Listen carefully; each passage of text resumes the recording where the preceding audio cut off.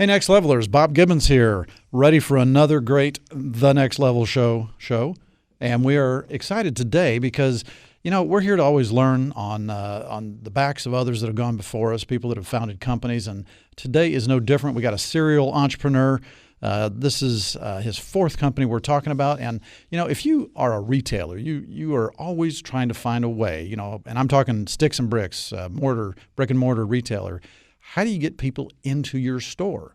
Can you just stick up your sign and think people are just going to walk in? Do you have to do some marketing? What can you do to drag those bodies into your store so that they actually are going to start buying something and engaging with you? Well, that's what our guest today is all about, is getting people into the store. Daniel Black is the founder and CEO of Glass Media, and you can find them at glass-media.com. And we're going to learn all about how you can get people to walk in more effectively. Daniel, thanks for being on the show. Appreciate you having me.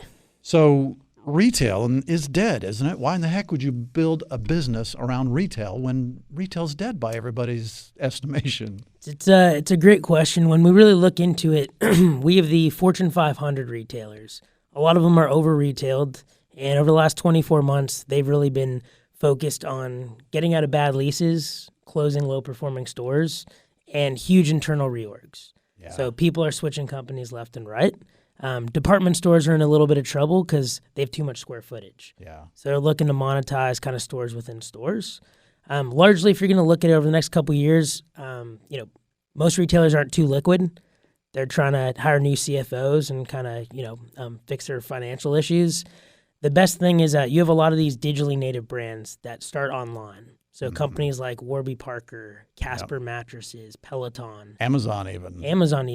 They're all going to have 100 to 300 stores over the next 3 to 5 years. Amazon, I think, is aiming to open 2,000 grocery stores. Right? Grocery? Oh, because of Whole Foods. Correct. Yeah. 2,000, and then also like their convenience store, their little pop-ups. So I think it's there's just going to be a huge shift. What we do know is Class A malls are doing phenomenal. So you look at North Park here in Dallas. Yeah. They're still forcing people to do 10 and 20-year leases. Always. And that was the first suburban mall in the country, by the way. Was it? I don't know if you knew that, but no, so it was the first suburban mall in the country, is my understanding. And of course, it's still owned by the same people that built it originally, same family anyway. The main guy's not with us any longer, but anyway, so the Class A malls are doing well, but the B and C malls, they're having trouble driving traffic. They're getting more clever. They're doing shorter-term leases. There's this whole new notion of pop-up retail. Yeah. So maybe you have a big company like VF Corp or H&M that wants to do a 3 or 6 month pop-up, and instead of signing a 12-month or a 10-year lease or having 20,000 square feet, they can kind of take up a space that's a couple thousand square feet, do minimal build-out, right? So it doesn't cost them too much. Right. And they can kind of make it an experiential kind of shop. Well, that's what the Halloween guys do. They pop up Spirit for Halloween. What, 2 4 months? months? Yeah, at the most, and Yep. and then they're gone. So pop up really just means you're in and out. It's fast. And it works for the landlords because they just got idle real estate sitting there. And if you're not going in and doing a custom build out, right, don't need general contractors or nothing much at all, it's easy.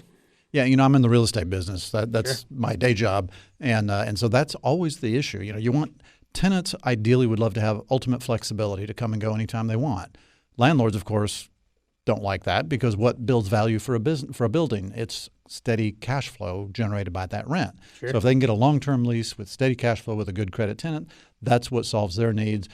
But the tenant is stuck long-term, and so a lot of the retailers we were talking about earlier, the reason they take bankruptcy, Chapter 11 reorganization, is because whenever they go into bankruptcy, they then have the right to terminate any lease they want unilaterally. Exactly. They don't have to ask the landlord. They just say, we're done. And so they just slice off all the underperforming stores and keep the ones that are decent and then come out of reorganization. And those poor landlords are stuck with, So if somebody can create a system where they can have that pop-up opportunity and not have to spend all that extra money for improvements every time a new tenant comes in, that helps with the flexibility because it reduces the risk for the landlord. So that sounds like a good plan. It's also great for exposure. So, there's 2 issues here. One is actual footfall, so actual people coming into the store. Yeah. But in terms of eyeballs, a lot of malls still have solid traffic numbers, right? Stonebriar, Galleria. So if you can get a cheap lease, do a pop-up, we're hoping you use something like our technology to drive people into the store, but at the same time, from a brand awareness perspective, you have thousands of people walking by on the weekends. Yeah. Right, and so there's great exposure. All right, so glass media, what exactly is it? So for us, we're a unique take on digital signage. Instead of just hanging an LCD, rectangle in your window, we specialize in highly unique projection-based digital storefronts. So it's not just like a marquee that says "Shop here, come in." Here's Correct. our 50% off, whatever. Yeah, so we manufacture a liquid crystal substrate. It can be CNC'd or laser cut in any shape, and it gets applied directly to the glass. So if you want to do a circle, if you want to do a star, you can make your display any shape. So it actually is like plastered onto the glass itself. Correct. And then we mount a projector inside the retail environment that projects onto it. It's all cloud-based, right? It's all automated. So it turns on in the morning, turns off at night. And now within 30 seconds, you can refresh your messaging on any storefront. So they're dynamic images, text, Video, everything. transitions, exactly. So that makes it much more inviting and interesting to get people in, I guess. Yeah, I mean, we're trying to solve two things. One, paper posters don't work. They have a long production cycle, 4 to 9 weeks. Compliance infractions are common. So you got What do retail. you mean compliance infractions? So typically you have this strict reliance on store personnel, managers and associates that do planogramming. So every quarter they go to the back room, they grab the new posters, they get on a ladder before or after hours. They got to put this thing up. It's crooked, right? It's peeling. They fall off, get hurt, workers' comp claim. Yeah, and so a compliance infraction really is you look at like a content calendar. So on Black Friday, the Black Friday posters are supposed to be up 2 days before. Yeah. You'll find that 80% of businesses don't have them up on time.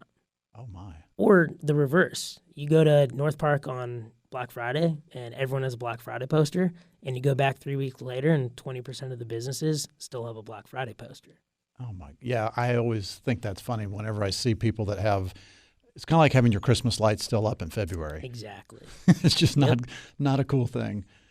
All right, so by doing this then, your service, you install this thing, you give them that wow factor that's going to draw people in, but it also sounds like it solves a whole lot of management issues, personnel issues, because am I correct? And you said cloud, so I assume that means that they aren't controlling what comes out of that projector onto that window. You are. Correct. So there's really a few ways to slice and dice it. Usually it's either the marketing team at the retailer, could be their agency of record, or we provide account management services as well. The goal ultimately is we empower the retailer to take back control of their storefront. You don't have to worry about warehousing, shipping, right? Training, planogramming. We kind of, seamlessly smooth everything over. This is interesting to me because one of my clients here in the Dallas area is called Filmtech Cinema Systems. They build digital cinema projection systems for your movie theaters. Well, what I didn't realize is that there's nobody up in that little projector room anymore. So if the movie doesn't start the way it's supposed to, or something goes haywire, everybody turns around and looks at that little tiny window that they think there's somebody in there. There's nobody in there because those projections, those movies are actually being controlled from my client's location in Richardson, Texas, for theaters all over the country. And so they're the ones that start it, get it going. And anyway, and there's nobody up there. So it sounds so similar to what you're doing for a different application. Yeah, and it makes it really scalable. So for us, we have remote monitoring, right? God forbid there's a blackout in a mall. We have intelligence built into the software platform. It's going to restart on its own. So there's a bunch of things we can do to kind of take proactive measures as opposed to reactive. Okay, so give me some examples of some specific examples of what you've done that describe the visual of what this looks like and what images you've projected. Yeah, absolutely. So if you look at a Fossil Group here locally in Richardson. Watchmaker. Yeah, they approached us back in August 2017, and they were looking for a unique and cool way to really build brand awareness around their new smartwatch platform. Okay. So what we ended up doing was coming out with a vinyl digital hybrid. We decided from a visual storytelling standpoint, why not bring the watch to life? So we actually vinyled a male and female watch band on the window, cut out a hole in the watch face, and embedded that liquid crystal film.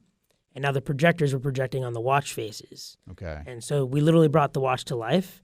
And now they're advertising everything from promotions, lifestyle content, stock tickers, heart rate monitors, really, really cool content. Interesting. And we ended up driving a double-digit lift in store traffic. Double-digit percentage lift. Correct. Now that's traffic. That's people walking in the door. Walking in the door. How do you measure that? I mean, are there somebody with a little clicker as people walk in? So it's a good question. Depends on the retailer. Some are super antiquated. Most retailers today have some type of foot traffic counter or a sensor. So usually if you look up when you walk in a door, there's a little thing above you. It's usually tracking how many people are walking in and out. Okay. And so that's an easy data point for us. We also do a lot with the point of sale. So if we put a particular promotion on the window, we can really map the path to purchase and look at, conversion over hour by hour or week by week. And now we're actually doing a lot more through mobile. So we're using basically a smartphone as an extension of the display. So let's say you're walking by H&M, we can say text H&M to 445 and put some call to action. And now we've taken that content, we've put it on your mobile device, and we get all the web analytics, we get all the form fills, and if you actually take a barcode or a coupon to the point of sale, we know that from that storefront window, we get 100% of the attribution. The only way to download that coupon was from that specific window at that store. And attribution means? Attribution is just connecting the dots back to who was the original. Attributing it to Correct. whatever action was taken. Correct. Interesting. So is there a direct relationship from bodies walking in the door to sales? I mean, if you have a double-digit increase in people walking in the door, do you also have a double-digit increase in sales? It's a good question. Some of that data is harder to get from some of our customers. I would think. What we do know is we're continuing to expand with Fossil. We're in about 12% of their store portfolio. So that's obviously a good sign. Yeah. But really across the board, we're seeing double-digit lifts in store traffic. I mean, that by itself is huge because, I mean, I would assume that bodies equals sales. Just intuitively, it seems to make sense. But we'll talk more about that after the first break. Be back in a minute. Hey, welcome back to the Next Level Show. We're talking to Daniel Black of Glass Media, and you can find him online at glass-media.com. And so we're talking about this really cool platform where you can have a very dynamic, interactive display on a retailer. Daniel, have you guys? I mean, I know trying to drag people into the store is sort of the primary purpose. It sounds like, but do you have any applications that you've used in the store once people are already in to pull them into a particular area? Yeah, it's a great question. So we started as a storefront company. Our clients started bringing us inside the store. So one of the beautiful things about projection is we can digitize underutilized real estate with relative ease. So if you think about projecting on a wall, projecting on a floor, projecting on a shelf, projecting on a banner or a marquee in the store, it's just really given us a lot of versatility and agility. And the nice thing about projectors is because we mount the projector to the ceiling, all we need is a standard 110 volt in the ceiling. We don't need any power to the display, right? Because we're just projecting directly onto it. So that means it's very easy from a build-out perspective. When it's clean, you don't have like black wires running to it or anything like that. Yeah, we don't need ventilation. So it makes it a lot easier. Yeah. So those are some of the things we're starting to do inside the store. Floor projection is really interesting from a wayfinding aspect. Oh. So think about 7-Eleven using a static floor graphic that just says one thing. Yeah. Well, now I can project the clearance aisle, the bathrooms, the kids section, right? I can do that all directly on the floor. Well, I guess you could also make it, if you have this set up to where there's a motion sensor of some sort. So now people walking into the front door, now the graphic on the floor directs them one way or the other. But if there's nobody walking in the front door, but they're walking out the front door, that graphic could change. Say, hey, did you forget the coffee? Did you forget the snack? Did you forget? Exactly. Get that last bit of sale out of them. Yeah, there's a number of ways to do it. When you talk about interactivity, you can use computer vision, right? So you can have a camera looking for people. That's kind of how you can interact with it. We can do it through mobile. Mm-hmm. So if you're opted into a mobile app, so let's say you're at Neiman Marcus and you're opted in, we actually know who you are and we can send you one-to-one personalized and relevant content. So that's one of the interesting things for a lot of these retailers is they're trying to figure out how personalized and segmented they should get, where they're scaring people too much. How creepy they can get. Yeah, exactly. But they definitely have the data. Yeah, well, have the data. That's what I've heard is that the big data definitely allows them to know far more about their shoppers than the shoppers realize that they know. But I mean, do you get into all that big data business, or that's kind of a different aspect? That's going to be like, I'd like to say phase 3 down the road. Because in the beginning, we're really working on highly unique activations, right? We're looking at footfall. From there, you're going to start A/B testing and optimizing campaign performance. And so it's that whole trickle-down effect. The smarter you get, the smarter the platform is. And the more integration there is with the various parts of the platform. Correct, which with some of these large retailers takes time. Integration with the point of sale is not something you can just do overnight. Yeah. Well, and I would guess that whenever you then pull somebody into the store and then you get them activated by downloading the app or opting into the text platform or whatever it is, then that also might give them some sort of a discount and then put them automatically on the mailing list. And I mean, there's so many places down the road that can go. Hey, did you forget to sign up for our credit card? Don't ever do that, people. Exactly. But, but I mean, there's so many ways that this could be integrated. So do you get involved, and maybe it's too soon for this, but have you started to get involved in all those other vendor relationships and start sort of collaboratively figuring out how to best solve these problems? Yeah, I mean, we usually, we work with store merchandise, right? Visual merch, store design, store operations, construction, more and more stakeholders we're starting to work with. Some people in omni-channel, business intelligence, right? Analytics. What about the music?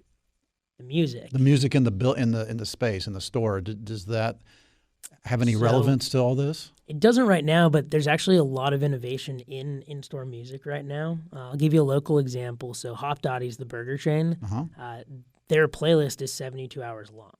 So the reason for that is, people working there were getting annoyed hearing the same playlist every hour. So they decided to take the initiative and make it 72 hours long. Same thing in malls. There's actually, even with WeWork, where my wife works, there's companies that their expertise is in this space. Yeah. And they know based on the customer demographic what kind of tunes they should be listening to. Interesting. One of our guests that we had on the show a while back was the rideshare service called Alto. And so we had the two founders of that in the studio. And it was interesting. One of the things that they do is that, their smartphone app that their members carry is pre-programmed with all their preferences. So when you get into that car, it adjusts the lights to the way you want. It adjusts the music to the playlist you want, the temperature. It even tells the driver whether or not you want to talk. I think that's brilliant. And the other thing that's cool about it is that if you like that playlist, you don't have to only listen to it in their car. You can actually play it at home. You can stream it through whatever. So I just think it's amazing to me all the different ways that music is being used peripherally, but experientially. Well, then think about seasonality or weather. So there's places where it's cloudy all the time and people are a little depressed, right? They got the blues. Well, when it's raining, you might play more upbeat music. And when it's sunny out, you might have a summer playlist. So, music and productivity are definitely linked, right? There's a lot of correlation. So I think it's there's great things happening. So is there risk at some point of consumers revolting because they feel like they're being played so much?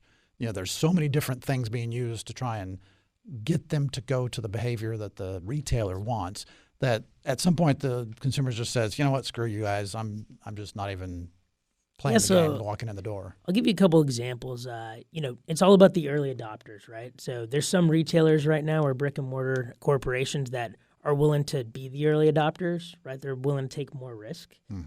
We're seeing that slowly but surely. So you think about technologies like audience measurement, which is where you can actually look at someone's face, detect gender, emotions, et cetera. Right. Or taking it one step deeper, which is actual facial recognition, right? Actually storing that person's face in a database. Knowing who that person really is. Correct. So I think right now we're kind of walking that fine line. There are instances you can look at where people are getting a little bit too scared, or it's forcing them to opt out of an app, right? But we see that across the board, even with SMS. So, I sign up for, let's say, Pizza Hut's text program. I say I want a week. And the second they start texting me twice a week, I'm probably going to opt out and they're going to lose me. Yeah. Right? So it's definitely walking a fine line. It's the 80-20 rule, right? You definitely don't want to scare your best customers away. Yeah, I mean, I signed up for the news alerts from one of the news radio stations here in town. And their definition of what constitutes news and mine were drastically different. They started texting me, hey, we're going to have so-and-so on this show in 10 minutes. Like, I don't care. I'm at work. I can't tune into that anyway. I don't want to tune into that, and I don't agree with that guy's politics or whatever. So yeah, they just started texting me too many things, and so I just stopped it. Well, that's actually a really good segue for another thing we're doing in store now. So we just got into projection-based augmented reality, where we're projecting on 3D objects. Okay. So take a mannequin, I can put a white jacket on it, and I can change the colors. Oh. The reason I'm bringing that up is because there's kind of two sides of the coin. Either retailers want an activation that's ROI positive, which means we can establish key performance indicators and success metrics and hit them out of the park, or they just want experiential. Yeah. And what we're finding is there's a lot of retailers that care about experience. So we just did a really cool activation with Levi's and Netflix, where they're advertising Stranger Things content on this digital Batwing, which is Levi's logo, in their flagship store in San Francisco. And so, of course, there's probably going to be an ROI, but at the same time, when you look at specialty and flagship stores, there's a lot more money around to do really cool things.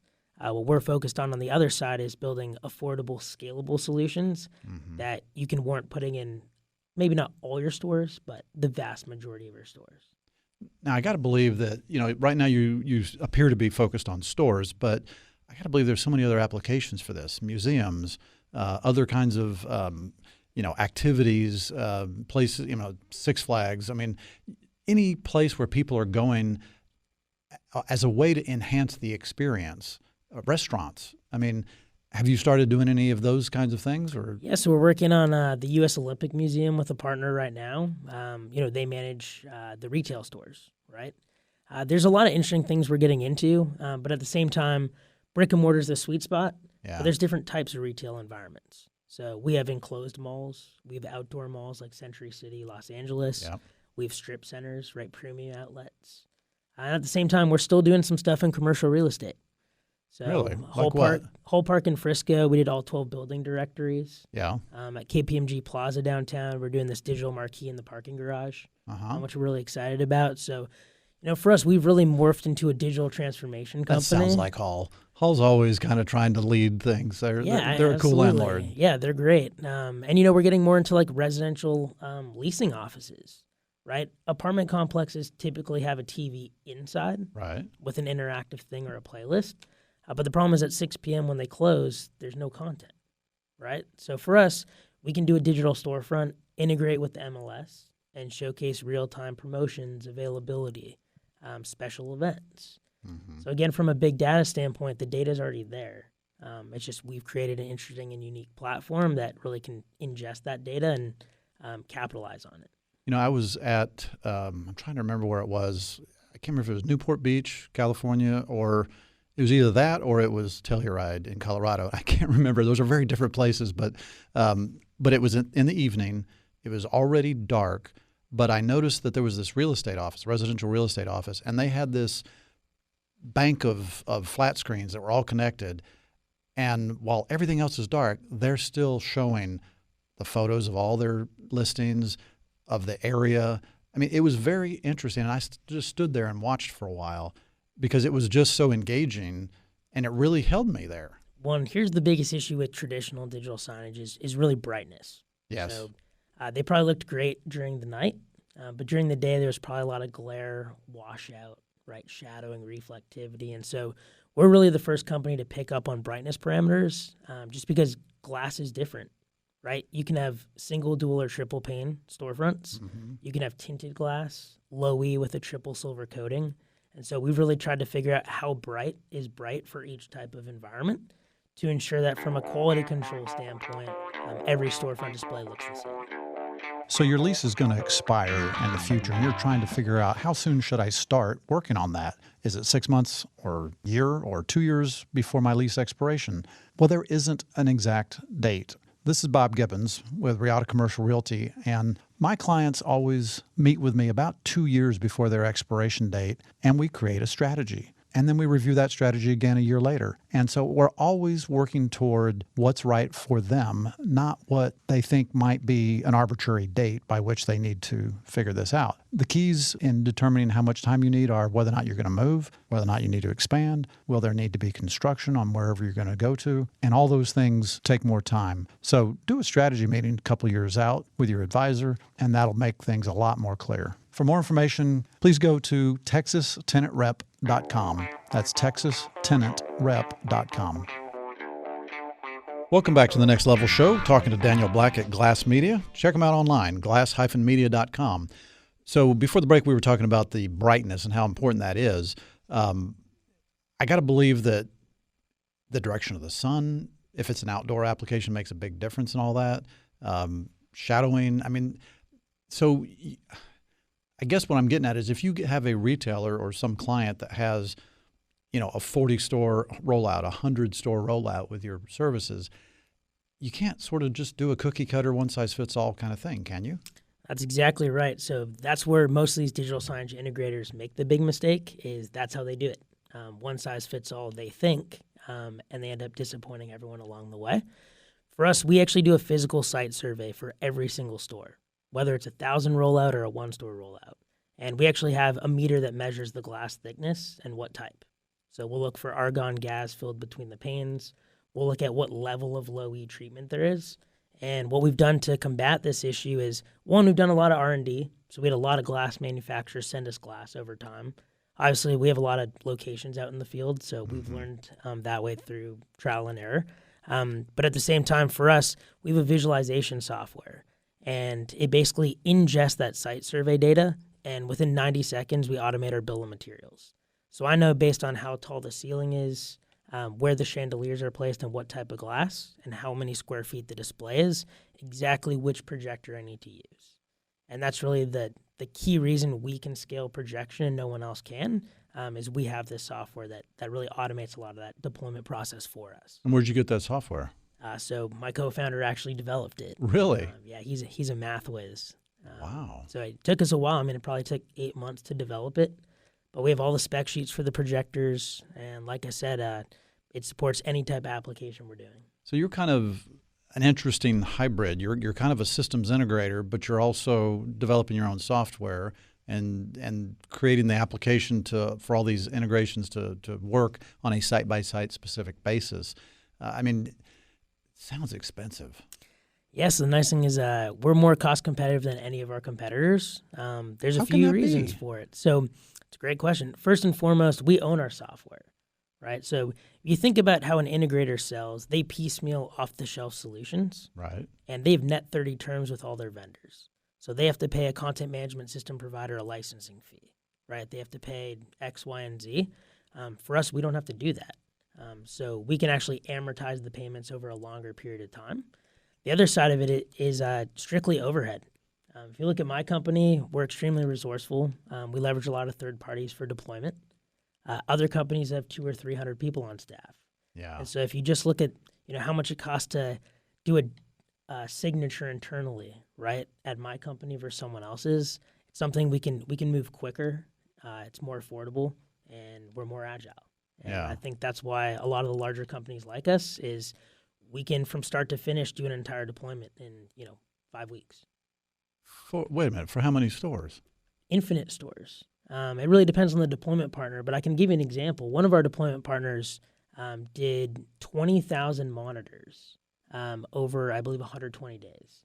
So 4 months, they averaged 89 stores per night for a menu board implementation. Now, this wasn't our company, but this is one of our partners. Yeah, but this was somebody you're contracting with to work with you, so which that's all that matters. It's all about creating rinse and repeat processes, right? So we have that visualization software. We have dedicated project managers. We have tutorials, right? So we've really gotten really good at making this a seamless experience for the retailer, ourselves, and our deployment partners. Okay, so why did you start this? What was the epiphany that you said, I got to go out and create new ways to drag people into stores?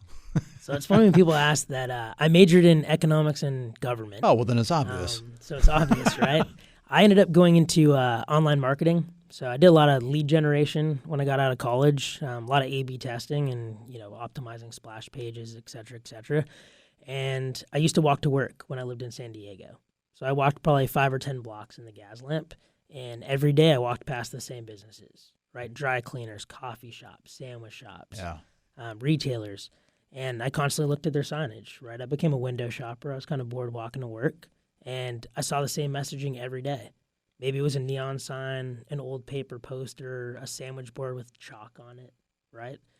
And so I started interviewing all the business owners and managers, and Why? I mean, what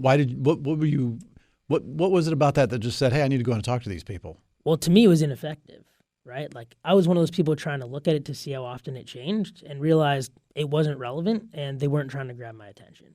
So you really focused on what the message was and the impact of that message on actually dragging bodies in. Yeah, and that it was stale and antiquated. I saw people in the morning putting out the sandwich boards and writing chalk on them. I saw them manually turning on the open sign or the broken open sign. Yeah, exactly. All those types of things. And so, long story short, realized very quickly that it's inefficient, right? Traditional marketing, methods and techniques for storefronts. And then I went to the mall and I went shopping. And I very quickly realized, wow, this isn't a problem that just small business owners experience. These are the largest retailers, globally that experience the same issues. Mm-hmm. That's kind of where the light bulb went off. So, I started doing some market research into content news calendars and realized that there was this disconnect or this gap between what people are doing online. So e-commerce, email drip, social media, people are changing things on a day-to-day or week-by-week basis, and their storefronts are only being changed 8 to 12 times a year. And so that was really where I grew passionate about impacting the storefront, and the rest kind of followed suit. And it seems like they're really slow to change. That you mentioned the production cycle. If they're wanting to have something in the stores by, October 1, they have to have planned for that 6 months before. Yeah, I'll give you a couple examples. I mean, I'm not going to name them, but we have one client that still flashes USB flash drives every quarter and ships them to the manager. We're doing some work with someone in New York. They have about 250 stores in their portfolio, and they flash DVDs quarterly. Wow. Because all their TVs have a built-in DVD player. I was going to say, DVDs, what are those? Yeah, it's amazing. So, someone the other day asked me, is anyone using floppy disks? And I was like, there's probably some retailer out there doing it. It's funny that I was in Austin the other day, and there's something called the floppy disk bar. Down on, I think it's 6th Street. Okay. I'm like, floppy disk bar, what the heck is that? But it's basically a place for all the tech guys to go, sure. And it's kind of their little inside joke on Yep. We're going down to the floppy disk bar, like anybody ever has a floppy disk anymore. So you get this idea. So what is it you do first to create this company? Yeah, so first we did, I lived in a 400 square foot studio in downtown San Diego. Started doing a lot of R&D. So I bought projectors. I brought projection film. I actually started lighting up my condo window. I don't remember if I was on the 6th or 7th story, but I started advertising 100% free promotions in my window, and I started looking at how many eyeballs I was attracting, right? I wasn't actually selling anything. I started to realize, wow, if you can do something engaging in a different shape, people respond really well to it. And so I actually met 2 developers where I was working at the time. We started working on it after hours, and after a certain amount of time, we decided, let's leave our job and I'll start this company. So how did you fund that? Did you get an infusion from some investor, or did you just do this out of your pocket, or what? So I had a few businesses in college. One was fast food delivery. Another one was custom glassware, mostly like shot glasses. I did like a textbook exchange.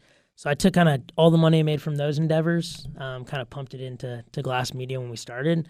And then we were very fortunate that, someone that was, living with us at the time that I knew very well, his father came to visit and really liked what we were doing. And he was our first investor, and gave us enough to kind of do a year and a half of prototyping and R&D and, get it to a place where we knew, there was a market for it. Interesting. So when you think you have something that's ready to go, at what point do you start actually going to the prospective clients and talking to them? So that's changing over time. It used to be build your MVP, which is a minimum viable product. Right. Build it to, let's say, 80%, let your customers dictate the last 20%.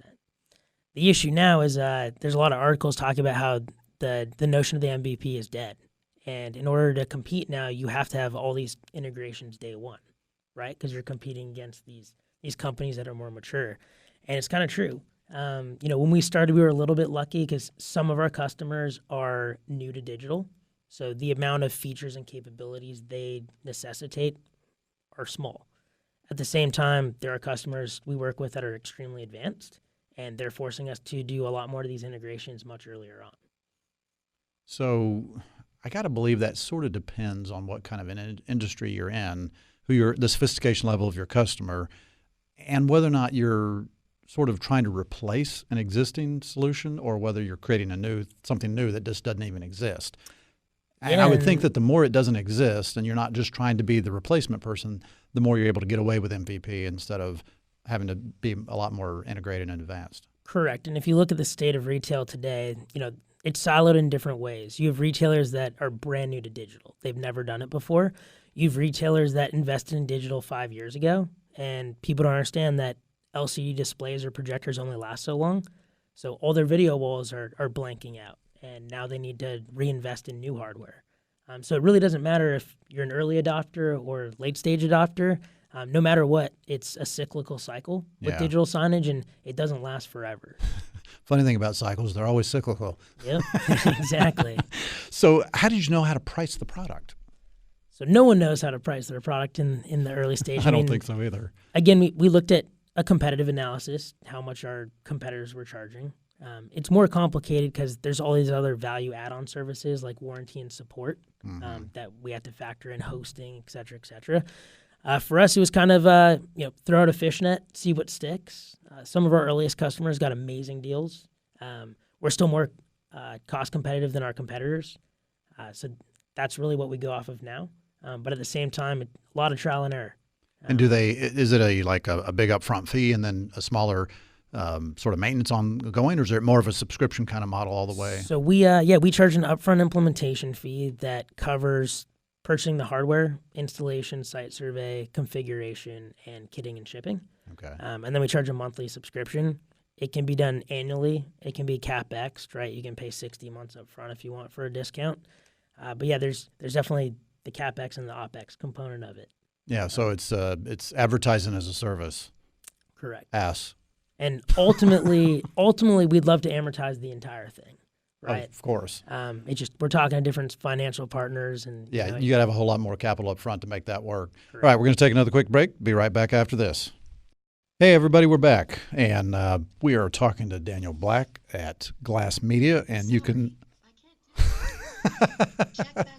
So my Cortana on my Microsoft Surface Pro just decided that she wanted to be in on the show. So sorry about that. That's kind of funny. I don't know what I said that got her going. I'll bring Siri and Alexa into this too. So. That's too funny. I've never had that happen. I've done like 210 shows or something. That's never happened. Anyway, so Glass Media, you can find them online, glass-media.com, but you can also find them at digitalstorefront.com in case that's a little easier if you have a little hard time with what a hyphen is. You'd be surprised. No, actually, I wouldn't.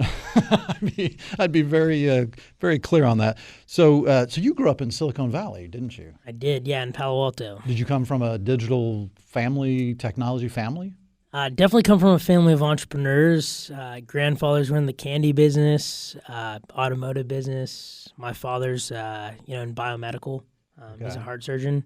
Wow. So definitely one of my uncles owns his own dental practice. Another one owns a chain of mattress stores. So I've kind of always been surrounded by entrepreneurs in some capacity. So no employees in the family. Is that like a given that, you're going to be in this family, you can't be working for someone else?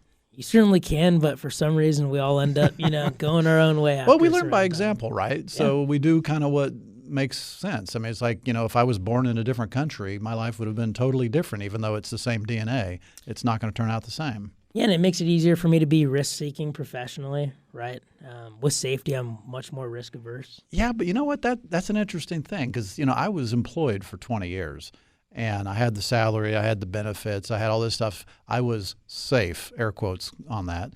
And then all of a sudden, the family that owned the company I worked for decided that they didn't want to keep that company anymore. And after 105 years that they owned that company, they decided to sell everything and lay everybody off. So all of a sudden, I'm unemployed after 20 years.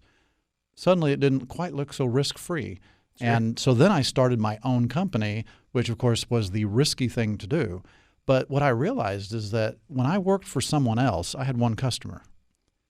And the first thing you learn in business is never have only one customer. So now that I'm self-employed, I have a lot of customers. So yeah, when one goes away, it hurts. It ticks me off. I'm not a happy camper, but it's not devastating. It's not like they take away all my income.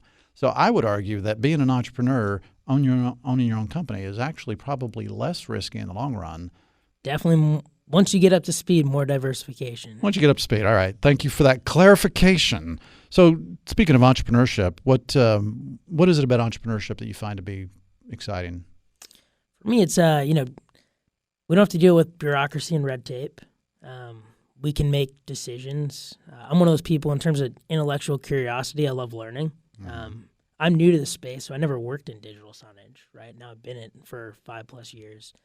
So I think for me, it's more just looking at market trends, right? Doing competitive analysis, really just soaking up as much knowledge as possible.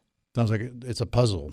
You're just trying to figure out the puzzle. Yeah, you're constantly pivoting, adapting, right? Any entrepreneur does that. Yeah. Whatever your first elevator pitch is, usually it changes a little bit along the way. Do you think that the entrepreneurial life is accurately portrayed in business schools and the media, et cetera? No, I think it's largely beautified. I think at the end of the day, we have a great entrepreneurial community in Dallas. A lot of us go out for drinks. We vent to each other, share stories. I think it's much more ruthless than people think. It's much more stressful. And, I talk a lot about mental and physical health. Mental illness is like above 50%, I think, for entrepreneurship. But and so is suicide. Yeah, I mean, suicide is far higher than the average population by a few times. Yeah, the founder of Pandora Music committed suicide, or one of the co-founders. So it's not spoken about. The nice thing here in Dallas is we have a great community where it's almost like startup therapy.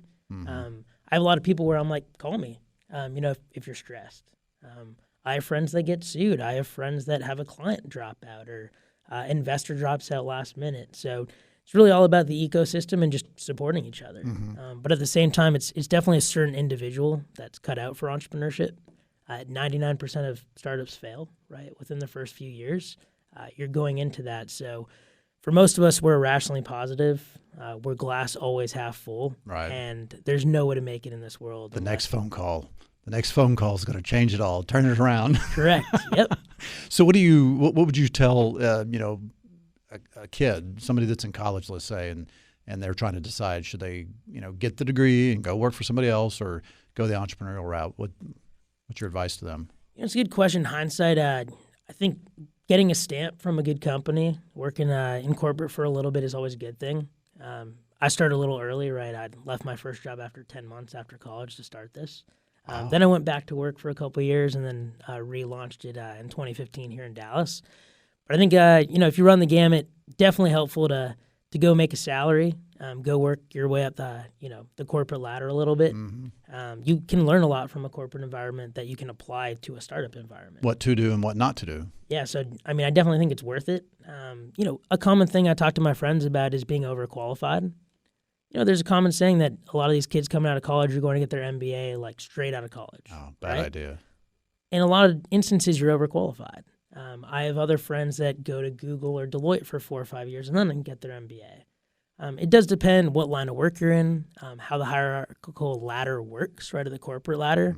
Some places you just have to have an MBA to make the next job title. So anyway, I have an MBA, but I never tell anybody about that because it doesn't matter, and what I do doesn't require an MBA or even a college degree for that matter. So I think it's good within a corporate structure to have that, but if you're in an entrepreneurial situation, I doubt anybody cares because they're not hiring you or your company buying your product because you have that or not. Correct. And just last week, I believe Facebook and Google announced that they no longer require a college degree. Oh, I like that. Which is great because, and neither do we at my company, but I know a number of successful entrepreneurs in Dallas who, never got a college degree. Yeah.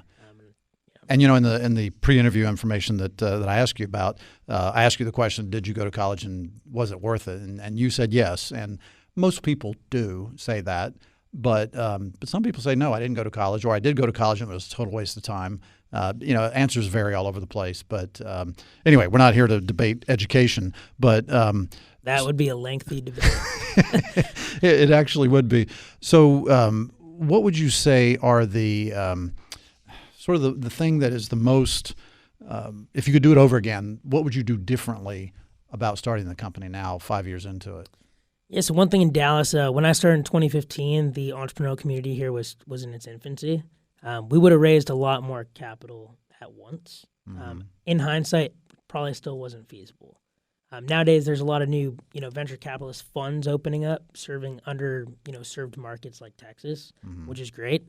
The second thing I would have done is, hired a third-party firm to build our MVP. I had two co-founders originally. One was more front-end, one was more back-end, full stack, you could say. They would probably both say they're full stack. One of the issues was they didn't get along that well. And it slowed us down. One wasn't great at, quality controls, right? QA, QC process. We could have moved a lot quicker had we invested in a third party just to get the MVP across the board and then determine later if we want to bring development in-house or just continue progressing that direction. So how do you, now that you're 5 years into it, you have a lot of proof of concepts, how do you now market your services? It's a good question. So since it's a very visual, tangible product, we do extremely well at trade shows and conferences. Yeah. We do a lot of them every year. We do a number on our own, and we integrate our technology into a number of our partners' booths. And what, so are these retailer trade shows? Some of them, like the National Retail Federation. We go to the Digital Signage Expo. I was just in Global Shop. I was at Infocom in Orlando. Do you go to ICSC? I've gone to ICSC, yep. That's, what is that, International Council of Shopping Centers, I think it is? I did that in Vegas last year. Yeah. I know New York's coming up. So, Okay. yeah, luckily we get invited to participate in a lot of these shows in the Retail Innovation Lounge. Some shows we don't have to pay for. They want to show emerging technologies. Yeah. At the same time, we do about half our leads from LinkedIn. What? So what we figured out is, go directly to the stakeholder. I'll write them a candid message, hop on a digital transformation exploratory call. Usually they want to learn, too, about what's going on in the market. And so it's more two people, right, brainstorming and throwing ideas against the wall. And I found that to be extremely successful. So do you have the paid LinkedIn subscription? Yeah, I have the premium subscription, but, sometimes, let's say I'm going to Columbus, Ohio to meet with DSW. I'll write key stakeholders at a bunch of the other retailers locally and say, hey, I'm in your neck of the woods. Would love to grab coffee. Yeah. It's all about being informal, right? It's not like I need a conference room and, it's let's grab a drink after work. And I would also think that we had talked early on, I think in the first segment, that a lot of the big department stores have a lot of upheaval and executives are moving. So, if somebody who's seen your product and they move to another company, then now that brings that knowledge and hopefully you get that call. Yeah, referrals, another huge part of the business. So I'd say over the last few months, we've probably gotten, almost 10 referrals from someone leaving one company and going to the next. Oh, nice. So that's great for us because, when you're a new employee, right, got a new role, it's all about making impact. Yeah. So you told me earlier offline that your sales are exploding. Why is that? So for us, a couple reasons. One, our pipeline's approaching 90 now. I think the biggest thing for us is if you really look at the last 24 months of the retail industry at large, like we said, getting out of bad leases, reorgs, closing low-performing stores, we're finally in a place where most of these retailers have already invested in their store of the future or their next-generation store format. And they're in a position now where, from a liquidity standpoint, they're ready to reinvest. Okay. And so I think it's a lot more people are willing to write checks now. They're willing to scale solutions. And we've just seen a huge uptick in business, I'd say, really, honestly, over the last 4 or 5 months. Well, congratulations. That sounds exciting. Well, we're going to have to leave it there. Thank you so much for being on the show. Listeners, please go check them out online, glass-media.com, or what was that other one? Digitalstorefront.com. Digitalstorefront.com. And if you want to learn about the show, go to thenextlevelShow.com, and you can find us on social media and podcasts by searching The Next Level Show. And we'll be back next week with another great guest. Thank you so much. Thanks a lot, Bob.